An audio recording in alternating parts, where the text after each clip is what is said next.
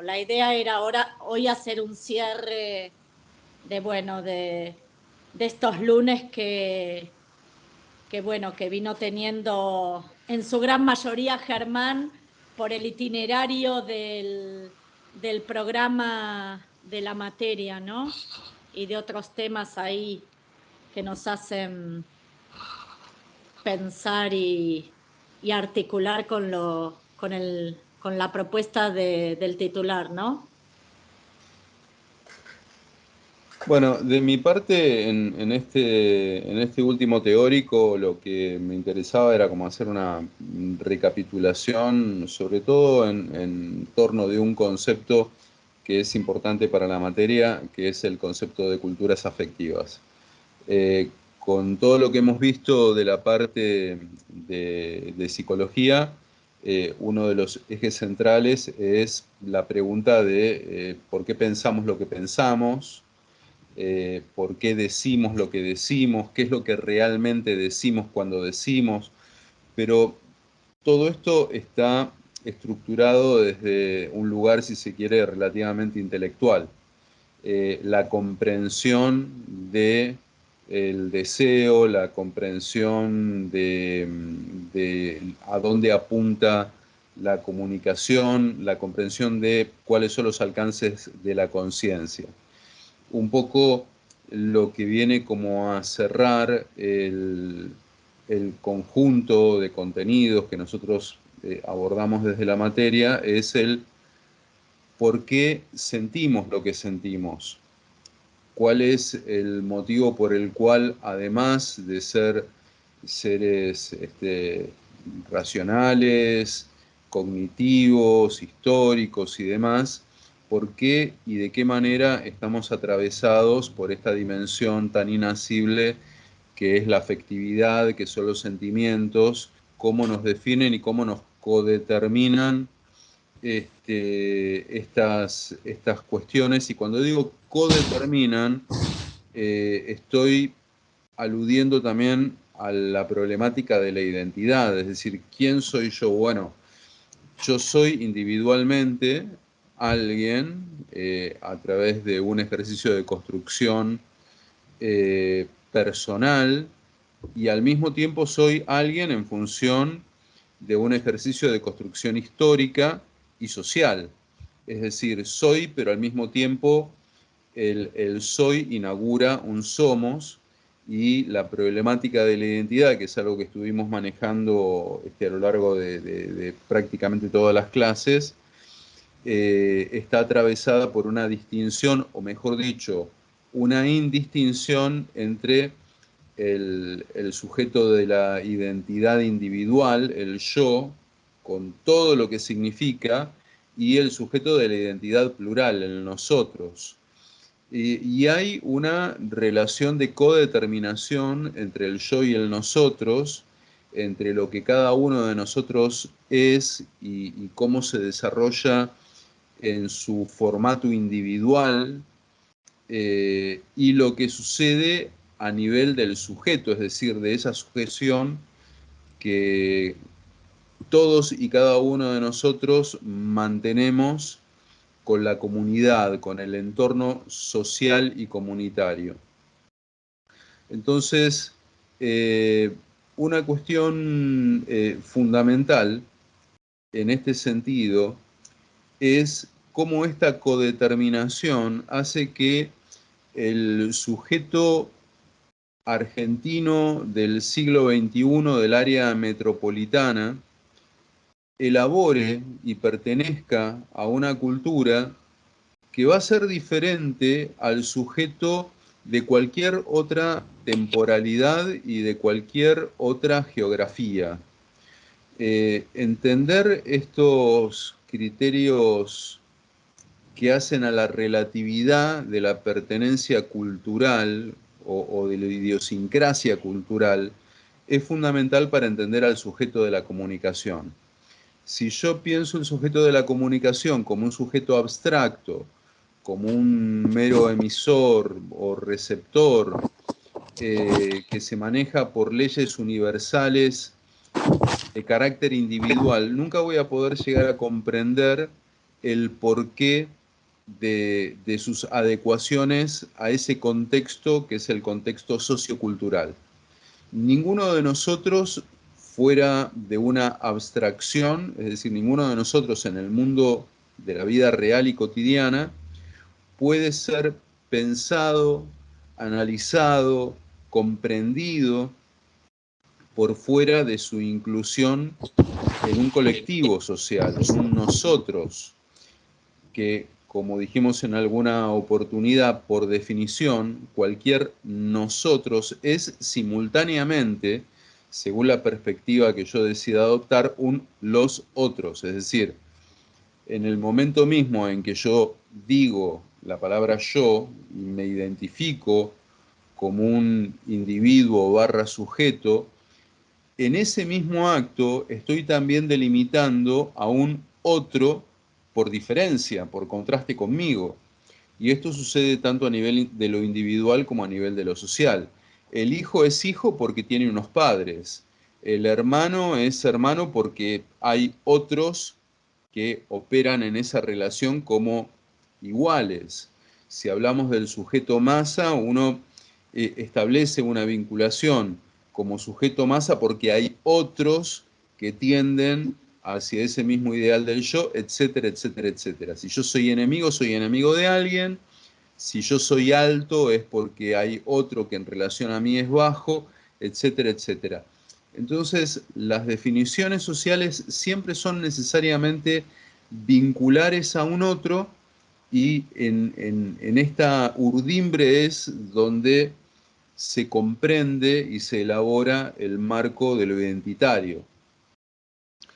Ahora, por lo general, las ciencias o la epistemología nos ha llevado a imaginar de una manera hasta cierto punto falaz que cuando hablamos de cultura hablamos necesariamente de comprensiones conceptuales, de cómo se entienden o cómo se lleva a cabo el proceso intelectual, el proceso de intelección sobre las cosas. Y por supuesto que eso es parte de la cultura, pero también forma parte de la cultura el cómo sentimos, cómo nos conectamos emocional, afectivamente, con nuestro entorno, con las otras entidades vivas que constituyen el mundo de lo social e incluso con el imaginario que tenemos de nosotros mismos. Nosotros nos sentimos dentro de un marco amplio al cual pertenecemos y esa pertenencia activa en nosotros determinadas emocionalidades. Y no podemos simplemente obviar estas emocionalidades como un ruido o como algo que por no ser mensurable es preferible dejar de lado en la aproximación intelectual a lo que significa la comunicación social o las relaciones sociales. Es indispensable que nos hagamos cargo de esta complejidad que es propia del sujeto, que la abordemos y que tratemos de darle algún tipo de marco para el análisis. Entonces, esta es básicamente la delimitación del concepto de culturas afectivas. El hecho mismo de que por pertenecer a una sociedad tendemos a elaborar afectividades, emociones, como un proceso de aprendizaje donde el otro aporta pautas que cada uno de nosotros tiende a no necesariamente copiar, pero sí a adoptar como marco referencial para, desde ese marco, elaborar la propia comprensión y desarrollo de los propios afectos. A veces es sencillo o más sencillo abordar estas problemáticas si uno las trabaja en un marco micro, por así decir. Por ejemplo, la relación entre unos hijos y sus padres.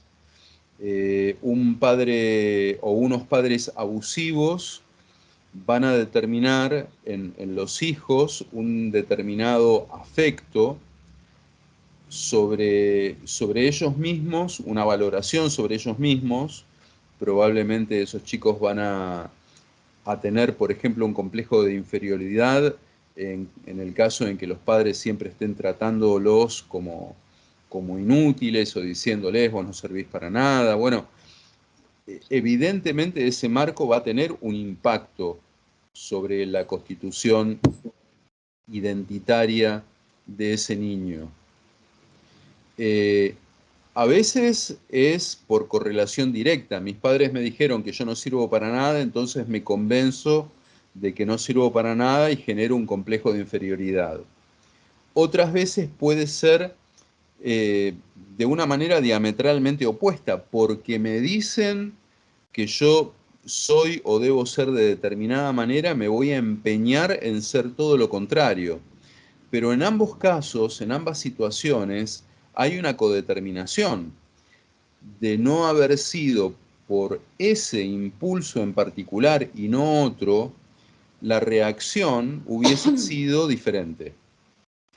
Si uno lo comprende en esta escala pequeña de lo que puede ser, por ejemplo, el marco familiar o el marco de la pareja o la relación entre un empleado y su jefe, si uno lo comprende en esta escala mínima, después sencillamente hay que llevar esto a un marco social más amplio y entonces es fácil inteligir el por qué en una determinada época histórica, en una determinada cultura social, hay una manera de amar, hay una manera de abordar el concepto de lo que significa la libertad como valor, o la justicia como valor, o la igualdad de género como valor, o todo lo contrario, por el hecho de que cada uno de los sujetos históricos pertenecen a ese marco cultural y no a otro diferente.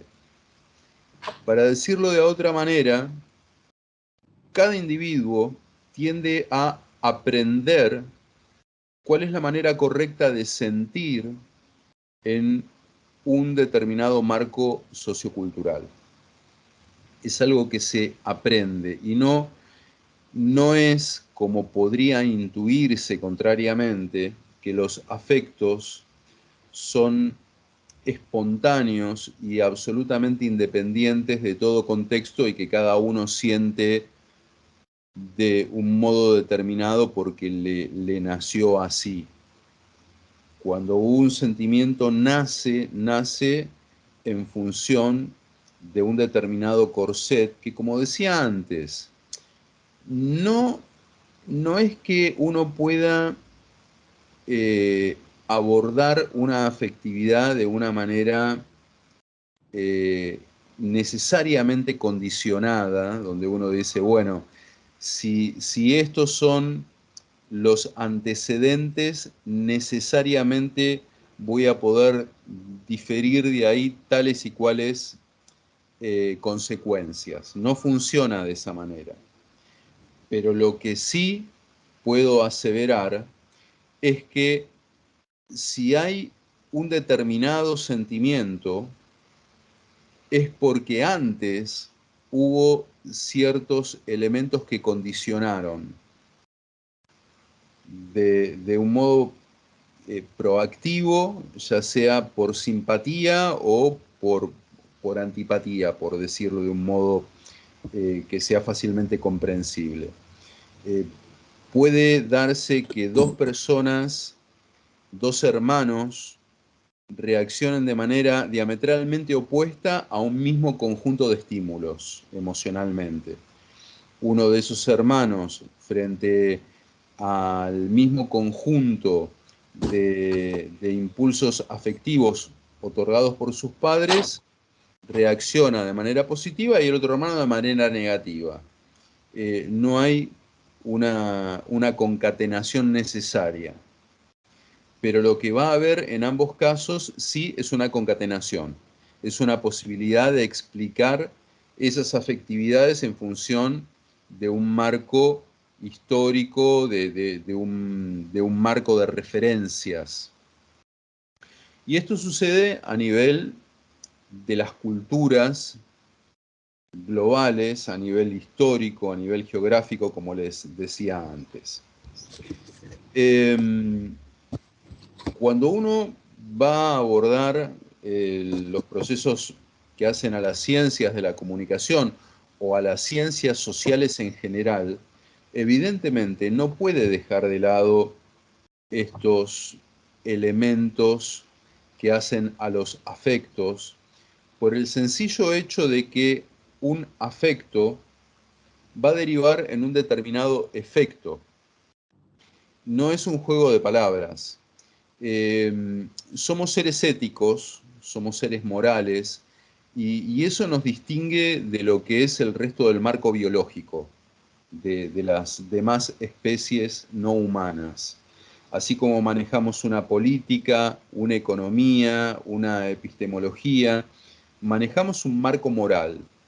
Y hablar de una moral es hablar de una serie de normas que nos ponen en vinculación con nuestros semejantes, con los otros, con los demás, en base a desarrollos que finalmente tienen que ver con las sensibilidades afectivas.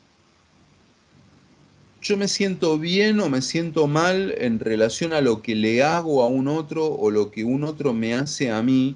Y ahí estoy hablando de sentimientos, de afectos. El no le harás a tu prójimo lo que no desees que tu prójimo te haga a ti, que viene a ser como una especie de norma que inclusive excede los límites del cristianismo. Uno podría decir, bueno, eso es una norma moral, y sí, claramente es una norma moral, pero detrás de esa norma moral hay una norma que es afectiva, una norma que es sensible. Y la moral no es una dada de una vez y para siempre. Distintas culturas han mantenido distintas moralidades que a veces incluso se han demostrado como contrarias unas respecto de las otras. Lo que está moralmente bien en una sociedad puede ser moralmente repudiable en otra cultura. Y cada individuo va a sentir en función de esos planteos morales según la inclusión a un contexto cultural u otro. Esto es algo que puede parecer muy sencillo de decir, pero termina siendo muy difícil de aprender por esto que señalábamos de las zonas de confort y el sentido común.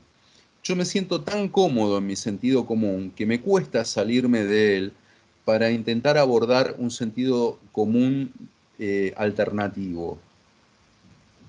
Y mi sentido común está forjado a fuerza de pertenecer a un determinado marco social y cultural y no a otro. Mi sentido común determina también mis modos de sentir, mis modos de manejar mis afectos. Y mi sentido común me dice cualquier persona debe manejarse con los mismos parámetros que me manejo yo. Por más de que mi intelecto por ahí me diga, bueno, ojo que por ahí no es así. Lo primero que tiendo a sentir es, bueno, si yo lo tengo tan claro y lo veo con tanta claridad y lo siento con tanta claridad, el otro debería más o menos sentirlo de la misma manera, pensarlo de la misma manera. Y ahí es donde se produce un error tremendo en cualquier analista de las comunicaciones. Por eso la importancia de manejar este concepto de la cultura afectiva. ¿A qué cultura afectiva pertenece ese individuo al cual yo voy a abordar como objeto de estudio en una problemática comunicacional o relacional X, cualquiera sea?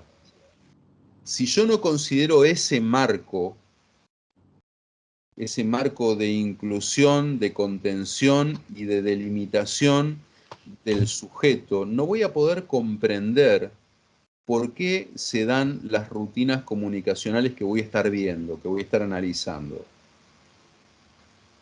Se ha discutido mucho si hay universales en este sentido, si hay elementos, normas que puedan ser aplicables a absolutamente cualquier cultura. Se ha llegado a la conclusión de que podría haber algunos universales, pero estos universales no son suficientes como para abordar el análisis global de una cultura afectiva cualquiera o de una cultura cualquiera.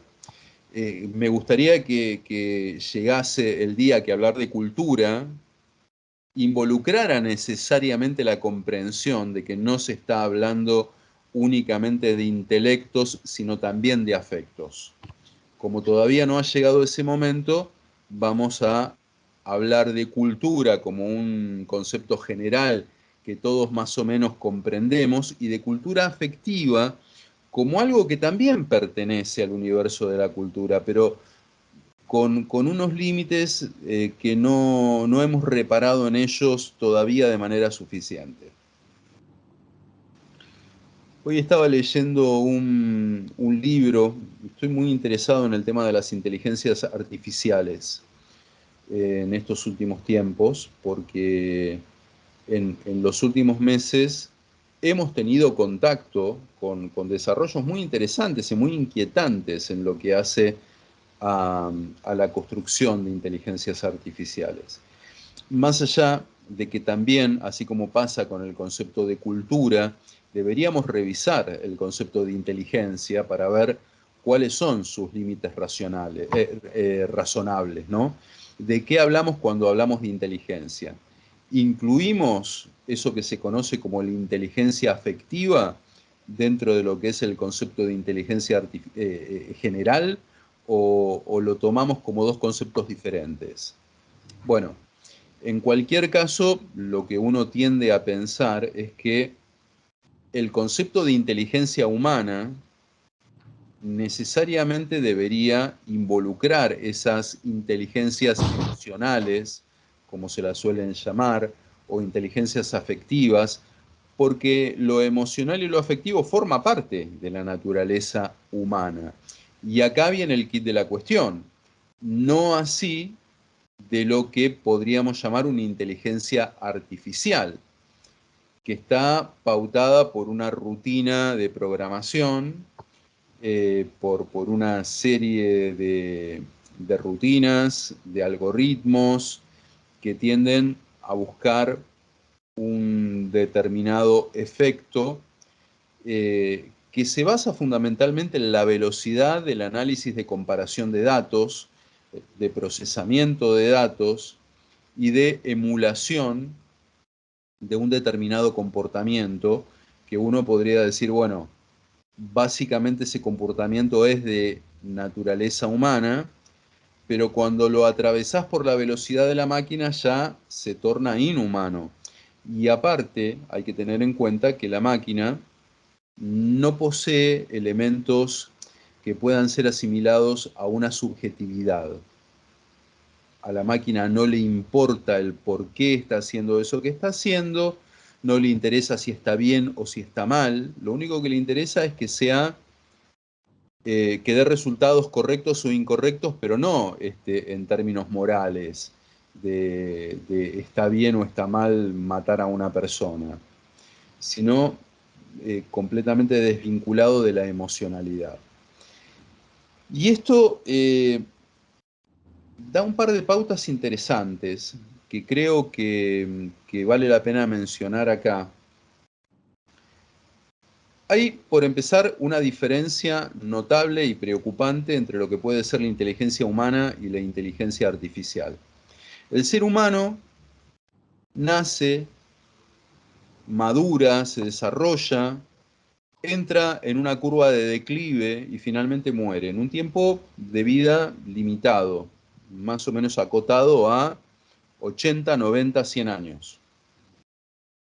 Entonces, la capacidad de aprendizaje o de desarrollo intelectual de una persona está limitada por esa temporalidad, cosa que no sucede en una máquina.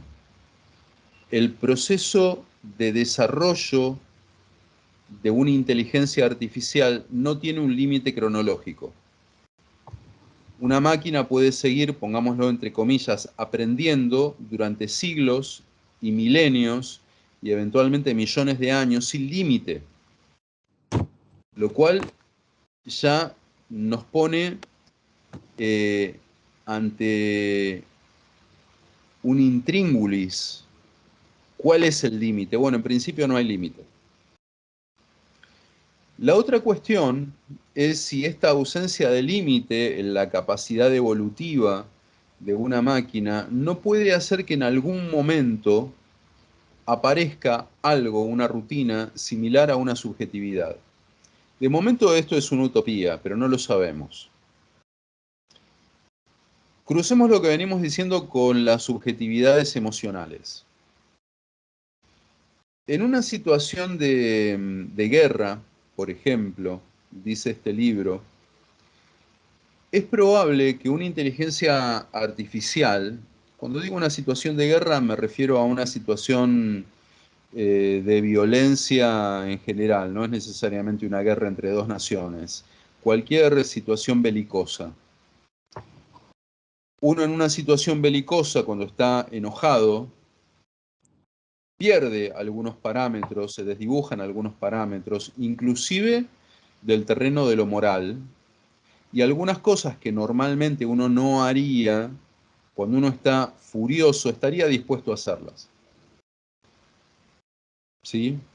Pegarle a una persona porque uno está muy enojado, tratarla mal, alzarle la voz a la pareja, a la cual uno quiere, pero discúlpame, va a decir después, me enojé y por eso te grité. Es decir, hay una pauta de descontrol que tiene que ver con lo emocional dentro de determinados límites que es propio de la subjetividad humana y que no es propio del análisis frío de una inteligencia computacional. Entonces, para tomar determinadas decisiones, uno diría que la ausencia de emocionalidad de un sistema computacional es preferible a la inteligencia emocional humana que tiende a salirse del camino. Pero he aquí el gran problema. ¿Qué sucede ante la ausencia de moral de una máquina si el día de mañana el proceso ilimitado de aprendizaje de la máquina la llevara a la conclusión de que siendo el humano tan imperfecto, lo mejor es deshacerse de él? Es una distopía que ya el cine ha tratado, pero ahí esa misma moral humana que tantas veces se corre, que permite que exista la piedad, pero que también permite que exista un Auschwitz, a pesar de ese margen brutal entre un extremo y el otro, todavía hay algo que es el concepto moral de preservar a quienes esa rutina imperfecta, identitaria del ser humano, identifique como iguales a mí. Salvemos el nosotros.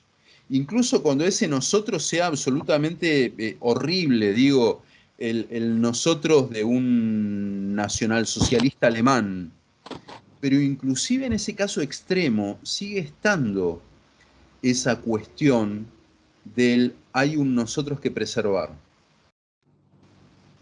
Una inteligencia artificial puede prescindir de ese nosotros porque no hay una identidad, porque no hay una moral. Y me parece que indagar sobre estas cuestiones ya debería ser una cuestión indispensable, incluso ya más allá de las ciencias sociales. Las ciencias informáticas deberían empezar a tratar estas cuestiones que hasta el día de hoy la epistemología social tiende como a descartar. ¿Por qué? Porque son poco mensurables, como dijimos en nuestro primer encuentro, porque nos sacan, como decíamos hace un ratito, de la zona de confort, esa de lo mensurable, de lo medible, de lo que mi sentido común maneja con facilidad.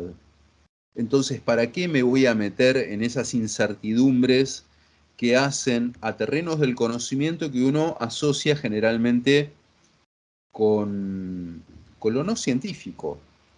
La teología, la moral, la ética, sí, está todo bien, incluso la estética, ¿no?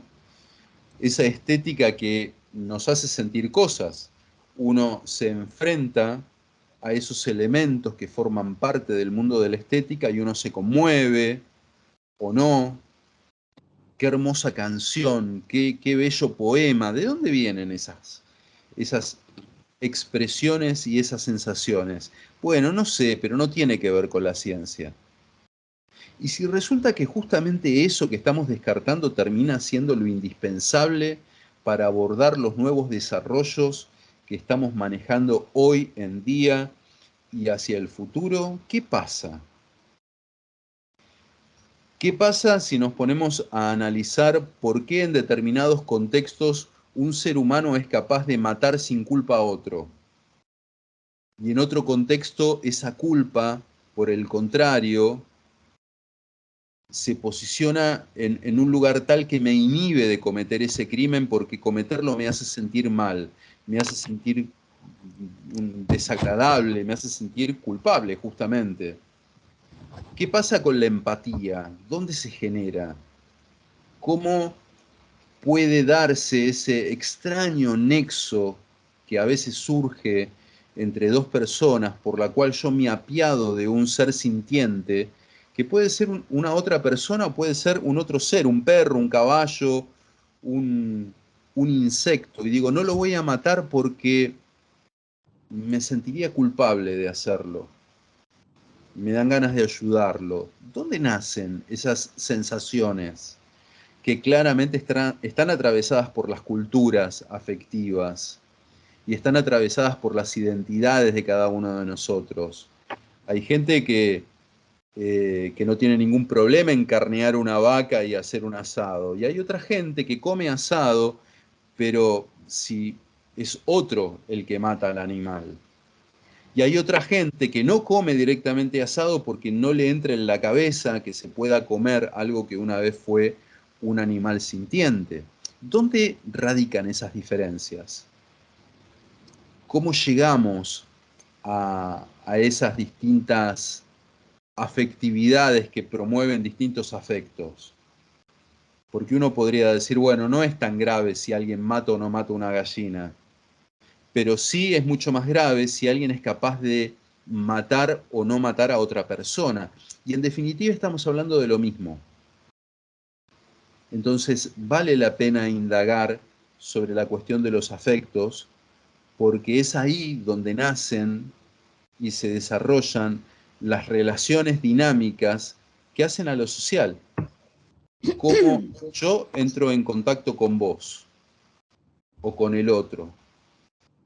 ¿Quién es el otro en relación a mí? Cómo nos vemos recíprocamente en el marco de esta sociedad en particular, donde, por ejemplo, la meritocracia para algunos es un valor. ¿Y qué pasa con el otro cuando está atravesado por el valor de la meritocracia? ¿Cuál es el valor del otro? ¿Cuál es mi propio valor? Etcétera, etcétera, etcétera. Entonces, todos los contenidos que se vieron en la materia, y tal vez todos los contenidos que se vean en la Facultad de Ciencias Sociales, tal vez si los atravesamos con estas preguntas, puedan surgir elaboraciones muy interesantes y muy pertinentes. De mi parte, hasta acá llego. Espero que lo que se haya aprendido se siga procesando después de terminada la cursada, después de cerradas las notas de la cursada. porque la problemática subsiste más allá de la materia, más allá del título universitario. No sé, María Marta, si querés agregar algo. Dos cositas me quedé pensando en esto de la inteligencia artificial que traes y de cómo todavía uno como que se queda alarmado por, la cuestión académica, ¿no? De copiar los trabajos, bueno, qué nos pasa a nosotros desde nuestro rol docente o desde el lugar del estudiante, y no estas cosas que están, ¿no? Que son más profundas, más de esencia, que vos planteás, Germán, y que son peligrosas y que pueden ser justamente muy peligrosas para la humanidad. Pensaba que quizá no nos ponemos, o la ciencia, o el Estado, los estados, no se ponen a profundizar sobre eso, porque de nuevo habría como que entraría de nuevo en crisis el proyecto de modernidad.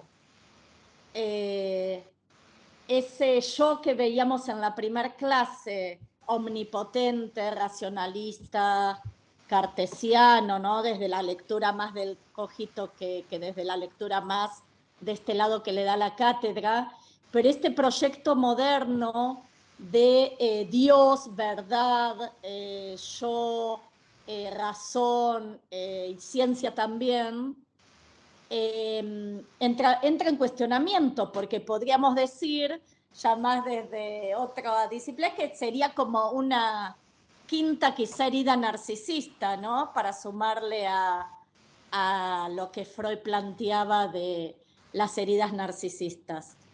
Eso por un lado. Y por otro lado, bueno, sobre el tema de culturas afectivas, no tengo mucho más que agregar.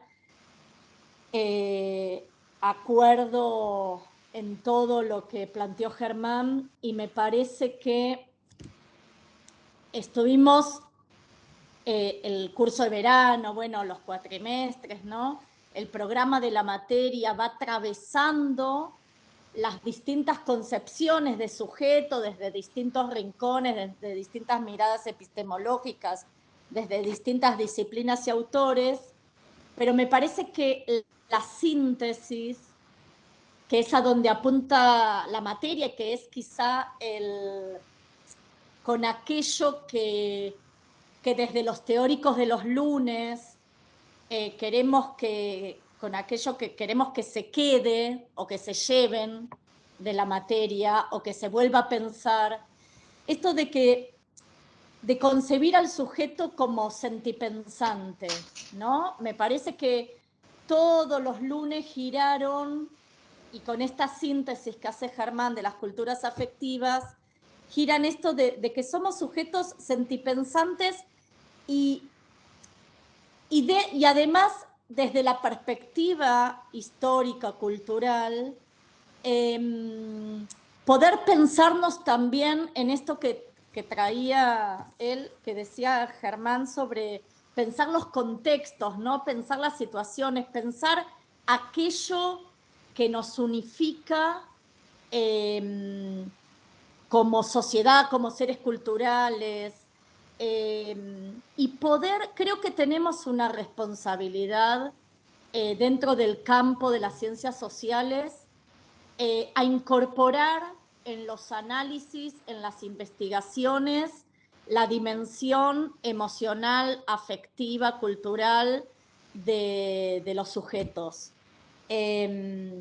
Porque además, bueno, ya sabemos por lo que estuvimos viendo que la emoción no es una sustancia, algo, digamos, inmutable, que está en una persona o en todos por igual, o que hay una persona que expresa alegría, violencia, ira, odio, empatía,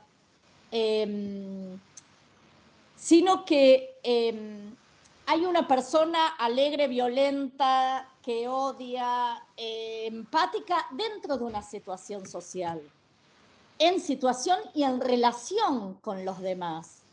que es un poco lo que apuntamos, ¿no? Que justamente en todo este abanico de saberes, de perspectivas que estuvimos viendo, de que necesitamos de los demás.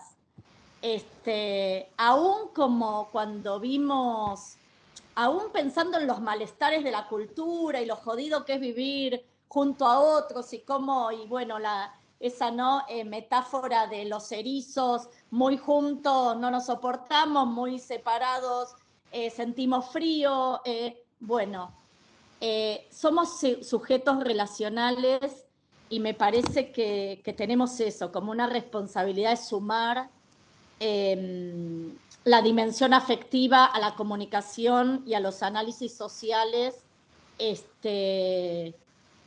porque estamos construidos también desde ese lugar, ¿no? Así que un poco es eso lo que queríamos plantear y bueno, y esto, ¿no? Que podamos irnos pensando en esto, bueno, en estos sentires que son, digamos, fundamentales para la comunicación y donde a veces quizá hoy no tanto, pero nosotros que hace 30 años, 20 y pico, que venimos dando clase, a veces como que en la facultad o en lo académico queda como que uno a veces parece que siente vergüenza de hablar de lo afectivo dentro del espacio del saber, ¿no? Y hoy esto se está abriendo un montón.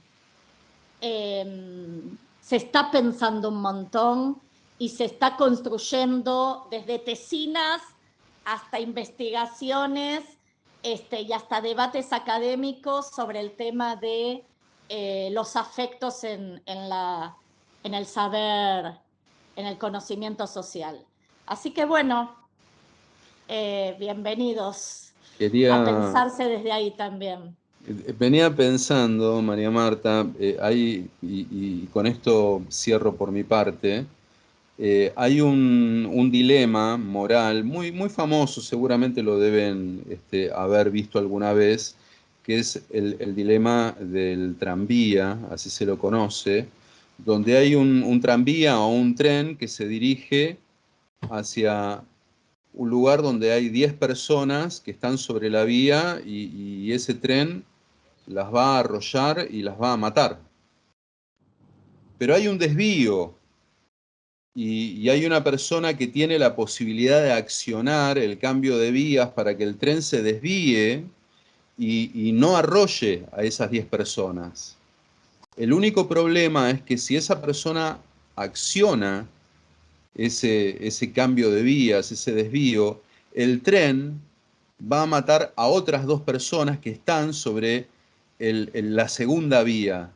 E inevitablemente esas 2 personas van a morir atropelladas por el tren. Entonces, ¿qué debe hacer esta persona? ¿Debe priorizar la vida de 10 y matar a 2? Es una opción posible. ¿Y qué pasa si esas 2 personas son justamente tus 2 hijos? ¿Qué pasa con la moral ahí? ¿Qué pasa con el sistema de justicia? Porque esas 2 personas que van a morir, si esa persona no hubiese accionado el cambio de vías, no hubiesen muerto, con lo cual se ha convertido técnicamente en el homicida de esas 2 personas. Se podría haber hecho el distraído y no tendría un dilema judicial. También se lo podría juzgar por inacción, al no haber accionado. Es un dilema complejo. ¿Por qué traigo esto a colación? Porque en unos años va a haber un sistema Tesla que va a tomar esa decisión por una persona. No va a haber ninguna persona que tenga que tomar esa decisión. Pero la pregunta entonces es, ese sistema Tesla, por llamarlo de alguna manera, ese sistema de conducción automática que hoy mismo está siendo puesto en práctica en los autos Tesla, ¿cómo va a decidir? ¿En función de qué? ¿Y qué estamos haciendo que lo más cómodo es delegar incluso la ética, que es más humano que la ética difícil que podamos encontrar, en un sistema carente de ética? Digo, no estoy hablando simplemente de distopías estilo Terminator y esas cosas que también, porque sepamos que hay una crisis nuclear ahora mismo en el mundo, ¿sí? Pero también esto otro, lo doméstico. Es más fácil delegar. Es un gesto casi humano delegar, pero ¿estaremos haciendo bien? ¿En base a qué estamos delegando y nos estamos desentendiendo de nuestras humanas contradicciones? Yo de mi parte termino acá. María Marta. No, eso, espero bueno, que más allá del calorcito intenso que nos tocó en este curso de verano, sobre todo, bueno, a ustedes, ¿no? Y a los profes que estuvieron ahí en las aulas, hayan podido disfrutar de la cursada, que bueno, es una preocupación nuestra que además de aprender se disfrute con temas que nos apasionan, ¿no? Así que cualquier cosa nos escriben, cualquier cosa que necesiten. Gracias a todos.